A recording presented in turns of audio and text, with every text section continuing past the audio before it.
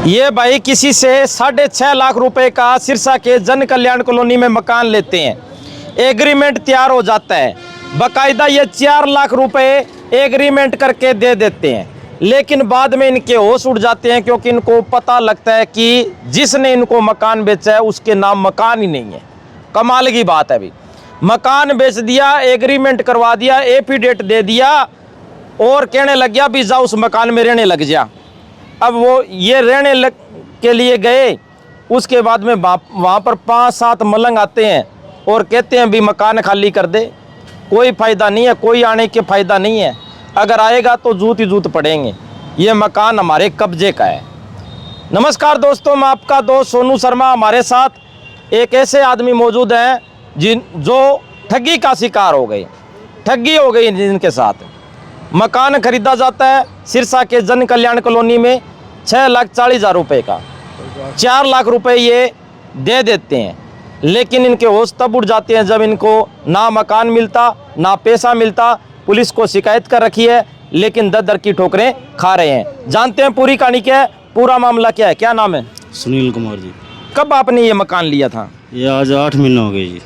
कैसे मकान लिया आपने? ये खाली प्लॉट है जी। खाली प्लाट है या बना बनाया मकान? खाली है जी। अच्छा, खाली 181 गज है जी। अच्छा।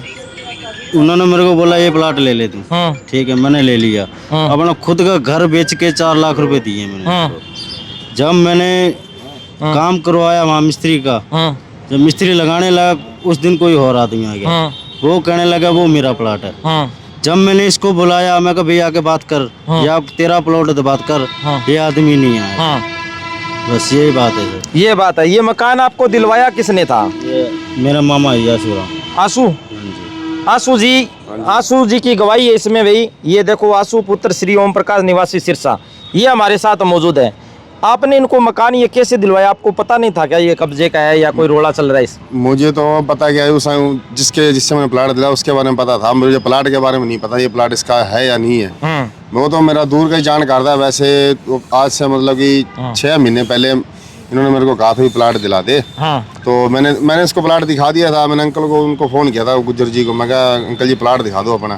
तो प्लाट दिखाने गए तो उनसे रेट वेट पूछा, रेट वेट की चलो सेटिंग बैठी नहीं थी हमारी उस टाइम पे। तो उसके बाद हमने ना मतलब 2-3 महीने टप गए थे ऊपर, प्लाट लेने से पहले 2 महीने ऊपर टप गए। उसके बाद फिर इनका फोन आया सुनील का। सुनील कहता है यही मतलब कि तू ना मेरे साथ चल, मेरे पूछ इससे प्लाट बेचा ही नहीं बेचा। तो मतलब कि मैंने उससे फ़ोन करके पूछा, अभी अंकल जी प्लाट बेच दिया आपने? नहीं बेचा। क्या नहीं बेचा? ठीक है। उसके बाद मैं फिर इसको दिखाने गया साथ के साथ, मतलब कि हमारा सौदा हो गया था, इसके पापा को साथ ले गया था मैं। तो वहाँ पे सौदा हुआ था 640 का। तो उसके बाद मतलब हमने साई पकड़ा दी इसको 2.5 लाख रुपए।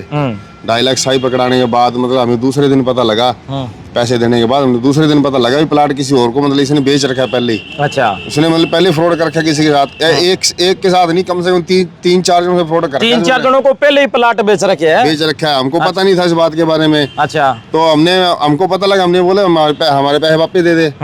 तो उसने बंदे ने क्या कहा, पैसे तो मेरे पास पड़े नहीं अभी। कहता तेरे को क्या डर है, तू प्लाट में बैठ जा, कोई चक्कर नहीं है, कोई आएगा तो मैं उठा दूंगा उसको। ऐसे बोला हमको ये। हाँ जी। तो अब आपको पता कैसे लगा भी जो ये प्लाट है ये उसका नहीं है?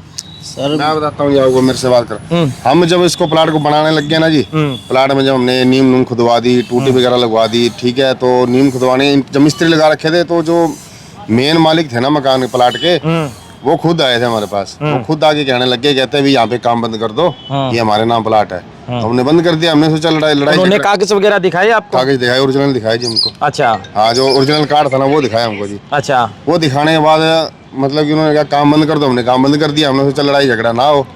तो हमने कहा भी उसको जो मतलब जो प्रकाश है उसको बुलाया था हमने भी, तू आजा, अभी हमारा काम बंद करवा दिया उन्होंने। कि तू कहता मेरा प्लाट है, ये कहता मेरा प्लाट है। मैं बोला प्लाट है किसका फिर? ये बात हुई थी। अब आपने पुलिस को शिकायत दे दी है इसकी? पुलिस को शिकायत दी थी, पुलिस चौकी में दी थी, अपने दर्ज करवाई थी हमने FIR। ठीक है। वहाँ पे करवाने के बाद उन्होंने हमसे, उसने गुज्जर ने टाइम मांगा था जी। कहता है इतने दिन का टाइम दे दो मेरे को। उसको टाइम दे दिया। फिर टाइम देने के बाद फिर टाइम मांगा उसने। अब ये पिछले महीने की बात है, हम सिटी थाने में गए थे, SHO के साहब के सामने हमने टाइम मांगा था उसने। भी मेरे को 1 महीने का टाइम 2 महीने का टाइम दो। हमने कहा 1 महीने का देंगे टाइम, इससे ज़्यादा टाइम नहीं दे सकते। पिछली 25 को दिया था हमने, आज 27 तारीख होगी ना, आज 27 तारीख को 1 रुपये नहीं दिया बंदे ने। अब आपको पैसा चाहिए, कार्रवाई चाहिए, क्या चाहिए? हमको तो देखो प्यार से पैसे मिल जाए वो तो सबसे बढ़िया है जी। देखो फिर कार्रवाई तो करवानी है जी हमने। तो साथियों, आपके साथ भी धोखाधड़ी हो सकता है, आपके साथ भी ठग्गा बग्गी हो सकती है, क्योंकि आजकल लोग इस तरह के ठगे लोग हैं वो बाजार में घूम रहे हैं। आपके साथ कभी भी ठगी हो सकती है। जिनके नाम से प्लाट ही नहीं है वो इनको प्लाट बेच देता है, भी एग्रीमेंट करवा लेता है और प्लाट बेच देता है।